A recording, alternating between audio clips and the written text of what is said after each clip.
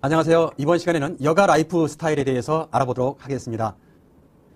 여가 라이프 스타일은 라이프 스타일, 여가 라이프 스타일, 여가 활동의 유형을 첫 번째 테마로 다뤄보도록 하겠습니다. 여가 라이프 스타일에 대하여 먼저 학습하도록 하겠습니다. 여가 라이프 스타일은 라이프 스타일, 여가 라이프 스타일, 여가 활동의 유형의 순으로 학습하도록 하겠습니다. 첫 번째, 라이프 스타일의 개념에 대하여 알아보겠습니다. 라이프 스타일이라 하면 어떤 행동이나 활동 속에서 표현되는 고정화되고 일정한 패턴을 갖춘 생활 양식, 즉 삶을 살아가는 방식, 이것을 라이프 스타일이라고 합니다. 따라서 여기 일정한 패턴이라는 거죠. 어떤 패턴이 있다. 근데 이 패턴은 반복된다는 거예요. 반복되고 또 일정한 틀이 있다는 거죠. 틀. 이것들이 존재하는 생활 양식이에요. 따라서 삶을 살아가는데 필요한 방식, 그래서 라이프 스타일이 되는 거죠. 누구나가 본인도 인식하지 못하는 라이프 스타일이 있습니다. 어떤 분들은요, 아침에 일어나자마자 화장실을 가시는 분이 있는 반면 어떤 분들은 일어나자마자 냉장고에 문을 열고 시원한 물을 드시는 분도 계시고요. 또 어떤 분들은 일어나시면서 기지개를 켜시는 분, 또 어떤 분들은 세면을 하고 책을 보시는 분, 아니면 책을 보다가 세면하시는 분, 서로가 다양한 나름대로의 생활 양식이 있습니다. 이 생활 양식을 바로 라이프 스타일이라고 합니다. 자기만의 독특한 방식을 가지고 있습니다. 라이프 스타일의 개념은 개성화, 즐거움, 웰빙의 충고도로 변화됩니다.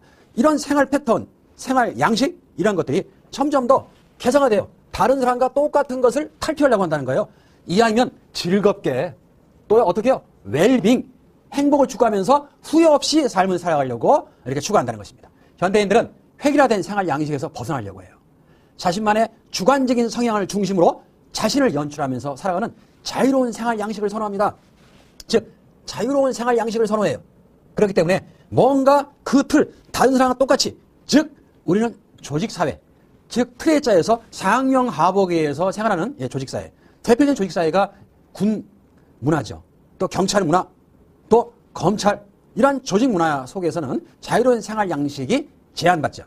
근데 이 틀을 벗어나서 좀 더 자신만의 주관적인 성향이라는 거예요. 이 주관적인 성향은요, 내 스스로가 이 선택이 자유로워야 된다는 거예요. 자유선택성이죠.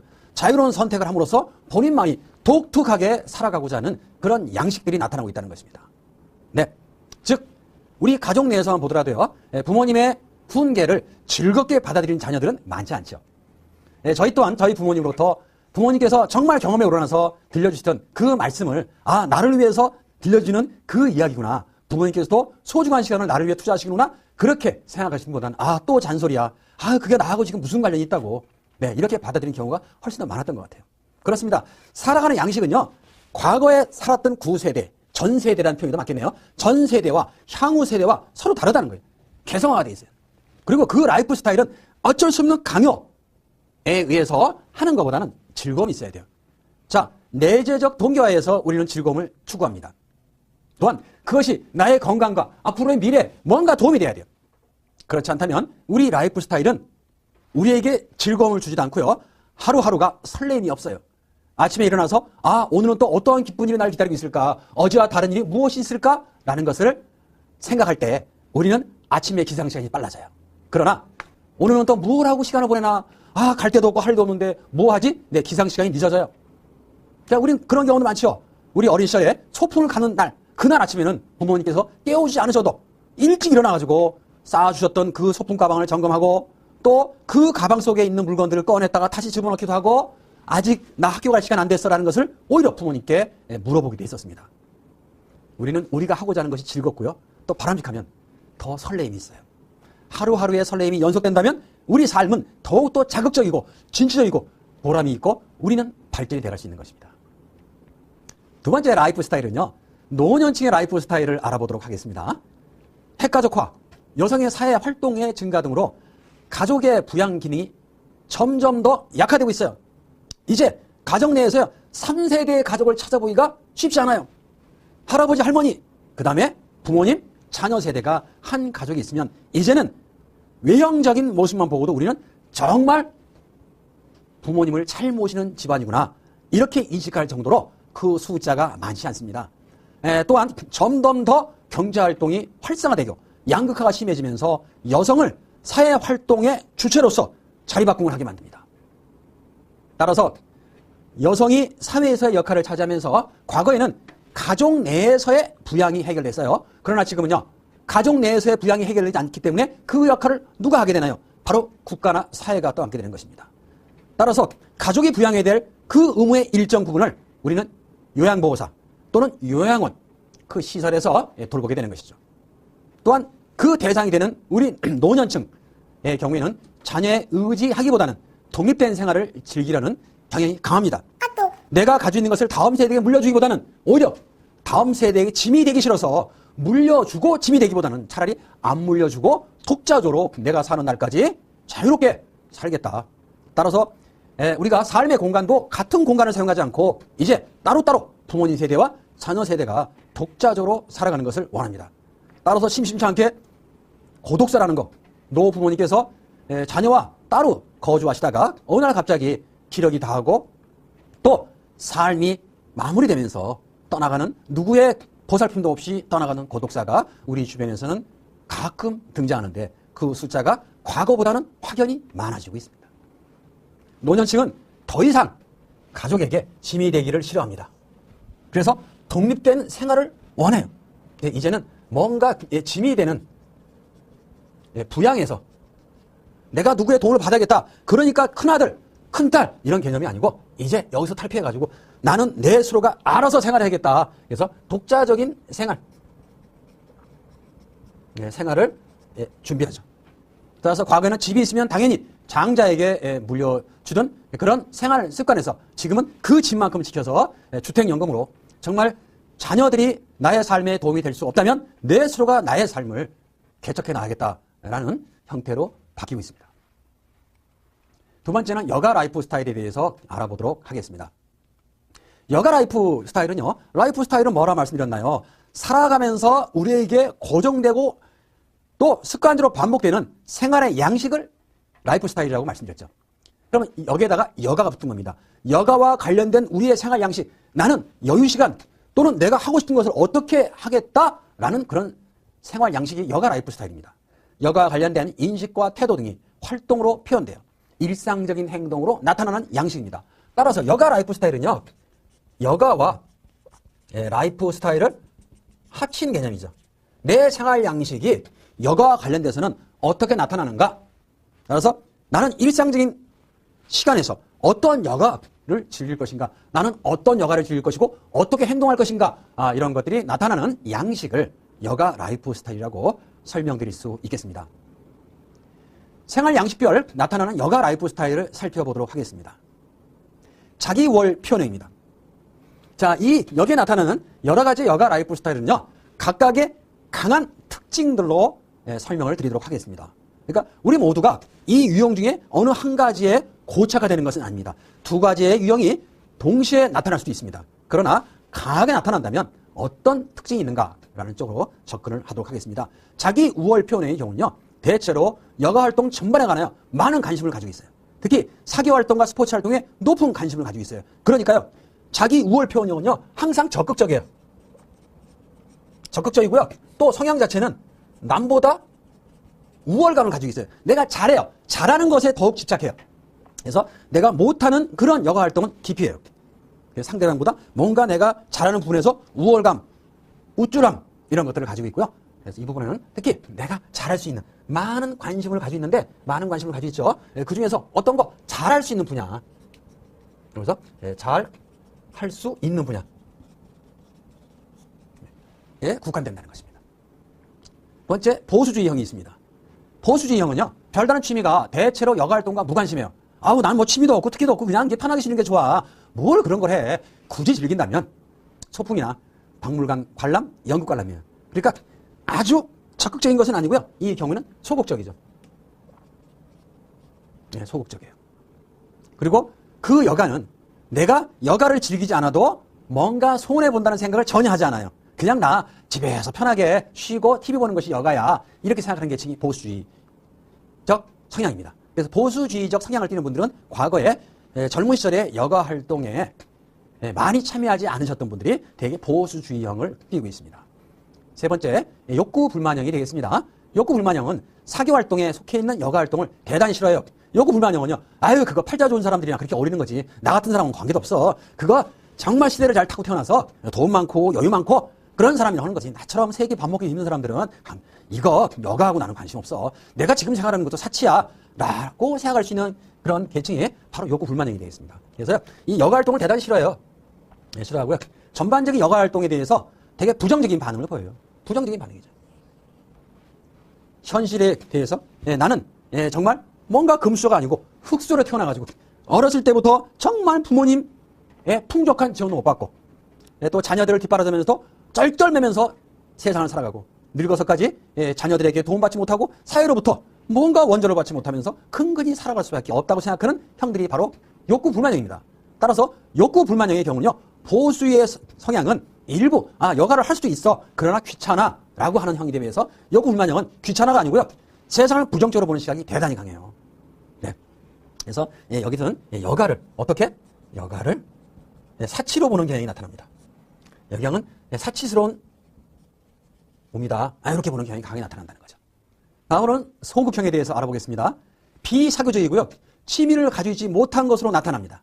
대체로 일반적인 여가활동에 대해서 거의 무관심해요. 여가활동을 하긴 해요. 그러나 소극형이에요. 보세요. 비사교적입니다. 그리고 취미가 없어요. 뭐에 대해 관심이 많아? 없어. 귀찮아. 이런 형이에요. 그리고 일반적으로 여가활동에 대해서 거의 무관심해요. 관심이 없어요. 그래서 소극형은 다른 말로 무관심형이라고도 얘기해요. 이렇게 얘기할 수 있겠습니다. 다음은 이제 자기 만족형이 되겠습니다. 대체로 무관심한 반응을 보이고 있으며 특히 사교 활동에는 부정적이에요. 그러니까 개인적인 활동은 좋아해요. 그러나 같이 더불어 사는 거, 이거는 관심 영역 밖이에요. 그래서 그냥 내가 혼자 즐기면 되지 뭐, 이런 형들이 여기에 해당됩니다. 골동품의 수집이나 낚시, 사냥 이런 부분에 다 이거 어떻습니까? 이거 다 개인적인 여가 활동이에요. 개인적인 활동을 즐기는 사람, 자기만족형이에요. 남이 뭐라고 하든 말든 내가 좋으면 그만이지 라고 하는 형이 바로 여기에 들어가겠습니다. 여섯 번째죠. 가족지향형입니다. 비사교적이고 다른 사람들과 만날 시간이 있으면 차라리 우리끼리 우리가 같이 즐길 수 있는 게 무엇이 있을까, 이걸 추구하는 형이에요. 무취미적인 활동에 대해서 부정적인 면을 가지고 있어요. 그러나 여가활동으로는 스포츠 활동, 예술활동에 다소 약하지만 선호해요. 그러면 여기에 이렇게 스포츠, 남과 같이 하는 거, 남과 같이 하는 예술활동, 이런 걸 선호하지 않는다는 겁니다. 그러면 여가활동을 선호한대요. 어떤 여가활동? 가족과 함께 참여하는, 가족과 함께 참여하는 이 여가활동을 선호한다는 것입니다. 가족지향적인 여가 스타일이에요. 다음은 사회지향형입니다. 대체로 전반적인 여가활동에 대한 관심이 많아요. 무엇인지 참여하려고 그래요. 그래서 여기 전반적 여가활동에 대한 관심이 대단히 많습니다. 주로 스포츠 활동, 시청각 여가활동, 야외활동 등이 아주 선호해요. 왜요? 이런 활동들은 많은 사람들이 참여해요. 많은 사람들이 참여하는 속에서 무엇을? 교류를 선호해요. 사람 만나는 거 되게 좋아해요. 그래서 사람을 만나서 역할, 그렇습니까? 저는 이런 역할을 하고 있고 어느 곳에 삽니다. 저는 이러한 취미를 가지고 있습니다. 앞으로 자주 만나서 여가활동을 같이 했으면 좋겠습니다 하는 외향적인 사람들이 선호합니다. 어느 자리에 가건 꺼리낌 없이 자기를 드러내고 상대방과 교류하기를 원하는 계층이 사회지향형입니다. 감정지향형이에요. 주로 시청각, 여가활동이나 야외활동, 비사교적 활동과 예술활동 등에 관심을 강하게 나타내요. 자, 감정지향적인 분들은요, 이 감정이 주로 여기 예술활동, 무엇인가 자기의 느낌을 표현할 수 있는 여가활동, 이런 부분을 선호해요. 예술과 이 감정이 결합하는 이런 형태를 띠고 있어요. 다음 내향형입니다. 여가활동에 대한 관심은 중간 정도인데요, 사교활동과 비사교적 활동, 예술활동에는 부정적이에요. 내향형입니다. 여가활동에 전혀 관심이 없는 건 아니에요. 한 중간 정도는 관심이 있어요. 그러나 어울리는 거는 부정적이에요. 어울리는 거. 그래서 이것도 개인 지향형이 높게 나타납니다. 개인의 활동 지향적 특성이 나타나고 있죠. 다음으로는 진취형의 여가 라이프 스타일입니다. 비사교적인 활동과 예술활동을 제외하고요, 대체로 선호해요. 그리고 정도는 비록 약하지만 여가활동에 대해서 긍정적인 반응을 보이고 있어요. 여가활동 필요해. 상당히 긍정적. 여기는 필요성을 항상 인식하고 있어요. 그래서 나도 기회가 된다면 참여할 거야 라는 것이 가지고 있다는 거예요. 그런데 이분들의 단점은 할 거야. 그러나 뭐가? 시간이 없고 뭐가 안 되고 항상 제한적인 요인, 걸림돌을 사용할 수 있다는 거예요. 다음 현실 지향형입니다. 여가 활동에 대하여 대체로 강한 선호 경향을 가지고 있어요. 단, 취미, 교양 활동에 속하는 바둑이나 장기를 제외하고는 긍정적이에요. 그러니까 이런 거 바둑이나 장기를 제외하고는 뭐든지 이거는 이러한 부분들은 바둑이나 장기에 대해서 투자하는 시간을 상당히 아깝다. 네, 이렇게 생각할 수 있는 분들이에요. 그래서 이런 것들을 제외하고는 전부 다 상당히 많이 강한 선호 경향을 가지고 있습니다. 다음으로는 모범지향형이 되겠습니다. 전반적인 여가 활동에 긍정적인 반응을 보여요. 모범지향적. 그래서 전반적으로 전부 다 긍정적으로 여가 활동은 정말 내 인생에 도움이 되는 거야. 그리고 오히려 참여하면 참여할수록 배울 것도 많고 내가 즐겁잖아. 그리고 건강관리를 잘할 수 있어. 라는 타입이에요. 그래서 스스로가 항상 모범적이에요. 네, 솔선수범을 해요. 내가 이 여가 활동을 즐겨보니까 상당히 좋더라. 같이 한번 해보자. 라고 이야기할 수 있는 게 모범지향형입니다. 특히 사교 활동과 예술 활동에 강한 반응을 보이잖아요. 사교, 예술 이거 혼자 하나요? 같이 하는데 그중에서 내가 해보니까 좋아 해서 같은 동아리 커뮤니티를 구축하는 이런 형태가 모범지향형이 되겠습니다. 다음은 여가 활동의 유형에 대하여 알아보도록 하겠습니다. 유형별 여가 활동은요, 평생 5가지 정도의 여가를 알고 있다면 이게 성공한 인생이래요. 네. 자, 지금부터 설명드리는 이런 유형에 대해서 5가지 정도가 되는지 한번 체크해 보시기 바랍니다. 첫 번째는요, 행락 관광 활동이에요. 밖으로 돌아다니는 여행, 관광에 관한 유형들이에요. 시간이 나면 나는 무엇인가 여행을 가겠다. 또 관광을 다니겠다. 또 산업시찰을 다니겠다. 이런 분들이에요. 두 번째는 봉사활동이에요. 시간이 난다면 나는 누군가를 도와주겠다. 내가 가지고 있는 탤런트를 좀 더 희생하면서 헌신하겠다 하는 유형이 봉사활동이 되겠습니다. 다음으로는 내가 시간이 존재한다면 나는 나의 건강을 쏟아붓겠다. 스포츠나 건강활동. 다음으로는 사교활동이 내가 시간이 남는다면 나는 뭔가 모임, 커뮤니티, 서로 교류하는 사교활동에 투자하겠다라는 유형이 되겠습니다. 다음으로는 유흥과 오락이죠. 사회적으로는 긍정적인 부분보다는 다소 부정적인 부분이 존재할 수도 있는 그런 계통이에요.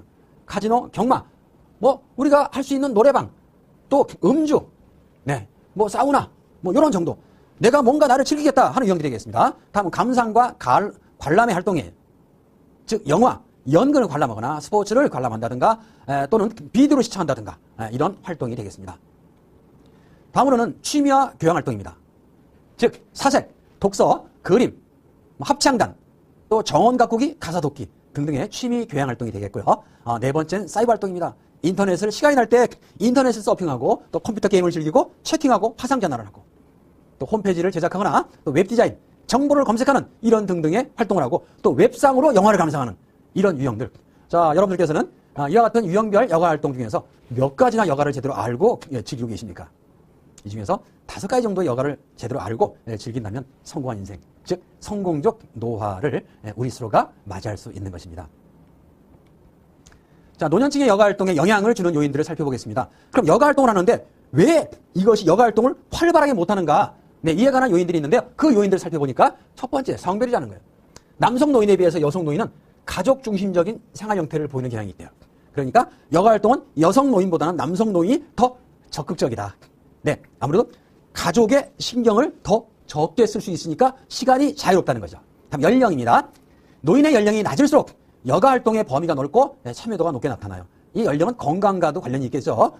그래서 연령이 높으면 아무래도 무릎 관절이라든가 등등 우리의 신체의 기능이 좀 더 약화가 되기 때문에 바로 활동 범위가 작아지니까 참여도가 낮게 나타납니다. 교육 수준입니다. 교육 수준이 높은 노인은 여가 시간에 창조적이며 적극적인 여가 활동에 참여한대요. 그러니까 단순한 것보다는 뭔가 본인의 교육 수준을 활용할 수 있는 것을 선호한답니다. 다음에 자녀들의 성장 또는 독립입니다. 자녀들을 다 독립시킨 후에 새로운 역할이나 활동에 관심을 갖게 되고 지금까지 여유가 없어 못했던 활동에 관심을 갖고 적극적이게 해요. 그러니까 빈둥지 둥근 자녀들을 다 독립시켜서 이제 노부모만 남는 그런 상황이 되면 오히려 여가에 더 적극적이라는 거예요. 그러니까 부양할 수 있는 자녀가 있으면 여가 시간에 제한을 초래받는 것입니다. 다음으로는 퇴직입니다. 자유시간이 증가하면서 새로운 활동이나 역할에 많은 관심을 갖게 되며 그동안 참여하지 못했던 다양한 여가 활동에 참여하죠.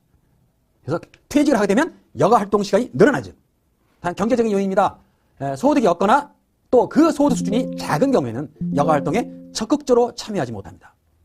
즉 몇 명이 만나서 여가 활동을 하더라도 최소한의 비용이 수반되기 때문에 그 비용조차도 마련하기 어렵다면 여가 활동에 수동적일 수 있다는 것입니다. 다음 건강 상태죠. 연령과 서로 연관성이 많아요. 건강 상태가 양호한 경우는 다양한 여가 활동에 참여할 수 있고 참여 빈도가 높습니다. 또 여가 활동에 대한 사회화의 정도입니다. 여가 활동에 대해서 이 사회가 어떻게 인식하는가, 이런 정도는 여가 활동의 능력을 향상시키고 노년기에도 중년기와 마찬가지로 다양한 여가 활동을 유지할 수 있습니다. 개인생활 목표의 다양성이에요. 개인이 추구하는 목표가 다양하고 많을수록 활동이 많아져요. 하고 싶은 게 많아지면 여가의 범위가 넓어진다는 것입니다. 다음 주변 생활 환경입니다. 가까운 곳에 친척이 있거나 이웃에 노인이 많거나 노인 복지시설이 잘 갖춰져 있으면 노인들의 여가 활동 참여 빈도와 활동 범위가 넓어져요. 일부러 먼 거리까지 이동하지 않아도 가까운 곳에 같이 어울릴 수 있는 대상 또는 환경이 조성되어 있다면 아무래도 여가 활동의 참여율은 높게 나타납니다.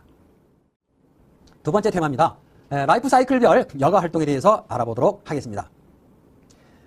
자, 살펴볼 주제는요, 아동기, 청소년기, 성인기, 노년기로 나누어서 살펴보도록 하겠습니다.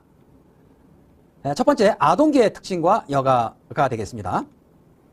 자, 아동기에는요, 성적 발달이 시작되는 2세부터 12세 정도를 아동기로 봤습니다. 이때 여가 활동이라고 한다면 달리기 뛰기와 같이 혼자서 노는 것에서 벗어나서 같이 어우러져가지고 협동심을 요구하는 또래 집단과 같이 노는 비중이 점점 늘어나죠. 발달이 가장 빠른 시기이며 주의 집중할 수 있는 기간이 짧아요. 그러니까 이때 아동기에는 우리 부모님이나 아니면 조부모님께서 아이들이 집중력이 떨어진다, 산만하다, 그리고 뭔가 관심사가 있으면 글로 방향이 돌아간다, 이런 이야기를 많이 하세요. 아동기의 특징입니다. 이때 여가는 아이들 스스로가 독자적인 판단을 못하기 때문에 경제적, 시간적 측면에서 부모에서 제한돼요. 너 오늘 1시간만 놀고 들어와. 너 오늘 놀이는 이걸 해야 돼. 제한돼요. 그래서 여가는 의무감 없이 자유롭게 행해지는 놀이와 같은 개념이에요. 놀이, 훌라후프, 기구타기, 공놀이, 공기놀이, 이런 것들이 제한적이죠. 시간도 제한적이죠. 네. 다음은 청소년기의 특징과 여가를 살펴보겠습니다. 청소년기는요, 사춘기가 시작되죠. 이제 이유 없는 반항이 시작이 돼요. 부모님이 나를 이해해 주는 것이 거의 없어요. 그리고 나는 외톨이가 된 것 같아요. 그리고 내가 이 사회에 어떻게 적응이 돼갈까 상당히 번민스러워요. 그러면서 신체적으로는 점점 성인에 가까워져요. 인지적인 능력이 발달되죠. 그 도덕적 발달과 함께 자아정체감, 나는 앞으로 어떻게 살아가야 돼, 나는 하나의 이 지구의 중요한 존재야 라는 생각을 많이 갖게 해요. 청소년기의 여가의 선택은요, 가정적 요인에 의해서 많은 영향을 받죠. 자발적인 여가 레크레이션은 자주적인 가치관 형성의 인격체로서 건강한 신체적인 발육을 도모하고요, 풍부한 감성과 창의적인 자기정체감을 많이 키워줘요. 근데 이때는요, 가정적인 요인이라는 것은 너 지금 대학교에서 공부해야 돼, 너가 지금 이럴 때가 아니야, 이런 압력에 의해서 상당히 여가가 제한된다는 거예요. 그렇지만 공부가 인생의 전부는 아니라고 해요. 그러나 공부를 통한 우리 인격의 형성이 사회를 살아가는데 일부분을 차지하는 것은 누구도 부인할 수 없어요. 그래서 여가를 통한 상상력과 창의를 키워나가는 황금의 시기예요. 오히려 공부와 더불어서 주어진 제한된 시간이지만 그 여가를 즐긴다면 오히려 공부한다고 몰입했던 그 시간에 집착했던 청소년에 비해서는 더욱더 풍부한 상상력과 창의력을 키워나갈 수 있겠습니다. 그리고 이 청소년기에는 주로 게임, 인터넷 서핑, 채팅, 미니 홈페이지, 블로그 관리 다 독자적으로 하는 거죠. 남과 어울려 하지 않습니다. 독자적으로 자기만의 공간 속에서 공부함과 동시에 그 짜투리 시간에 이런 활동들을 해요. 그리고 또래 집단인 친구들과 많이 참여하죠. 서로 커뮤니티를 통해서 카톡방이라든가 아니면 밴드, 또 뭐 카카오 그룹 등과 같은 SNS의 공간 속에서 많은 교류를 해요. 이때 여가의 목적은요, 개인적인 즐거움의 추구예요. 다음은 성인기의 특징과 여가를 살펴보겠습니다. 성인기는 일단 성인 초기와 후기로 나눠보겠습니다. 20대 후반부터 30대, 즉 직장에 취업하는 시기, 이때부터 아이를 출산해서 키우는 시기까지입니다. 결혼을 통해서 자신의 가정을 꾸리고요, 자녀 양육이라는 중요한 변화를 경험해요. 그동안에 감히 해보지 못했던 새로운 것들이 내 안에서 펼쳐져요. 자신의 취미에 맞는 여가 활동보다는요, 이제 가정을 꾸리면서 직장에서 자리 잡기 바쁘죠. 따라서 조직의 문화와 관행에 자신을 맞추거나 사회적 관계를 위한 여가 활동에 비중을 둬요. 회사에서 워크숍을 간다, 아니면 등산을 간다, 어떤 체육대회를 한다, 이것이 나의 여가예요. 그러니까 직장의 여가와 나의 여가가 동일시돼요. 그리고 자기중심적인 여가 활동보다는 남는 시간에 가족중심적인 여가 활동이에요. 아이들을 위해서 놀이동산을 같이 간다든가, 아니면 어디 견학을 같이 가는, 또 방학 숙제를 같이 하는 이런 여가 활동을 중시해요. 자신을 위해 새로운 여가 활동에 관심을 가지거나 시도하기보다는 예전에 했던 거를 다시 골라서 선별하는 경향이 있어요.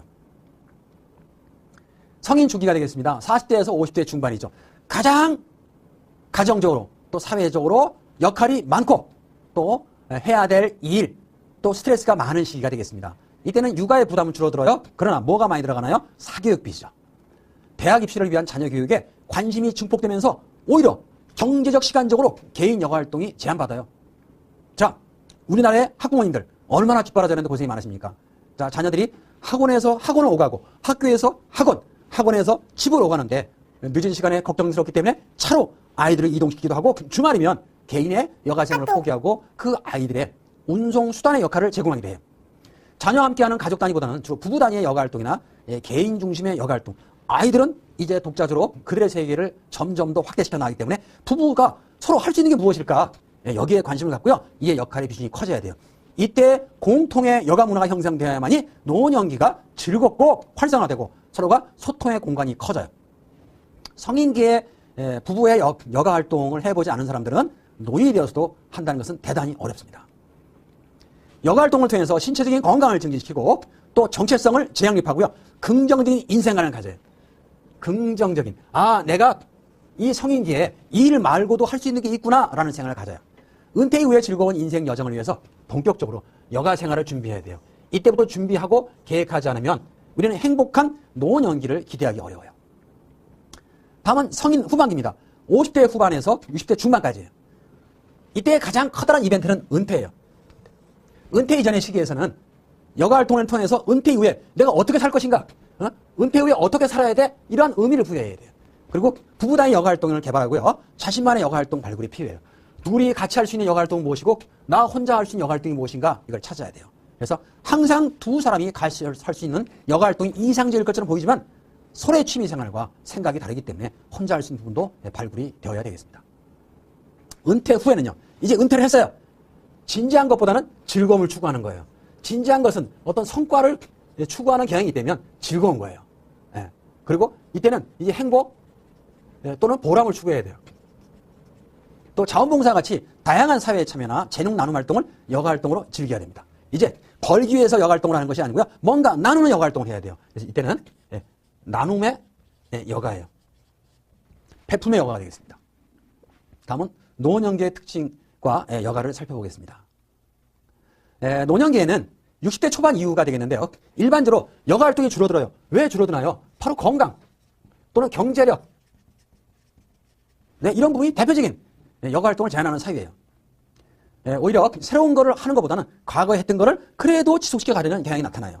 노년기의 고독감이나 소외감, 역할 상실을 극복하기 위해서, 즉 앞에서도 설명을 드렸죠. 고독감이나 소외감, 역할 상실을 극복하기 위해서 노년기는 여가 활동을 적극적으로 해야 돼요. 또 자아 통합을 성취해요. 여가 활동에 가장 영향을 미치는 거 두 가지 말씀드렸죠. 경제력이에요. 건강이에요.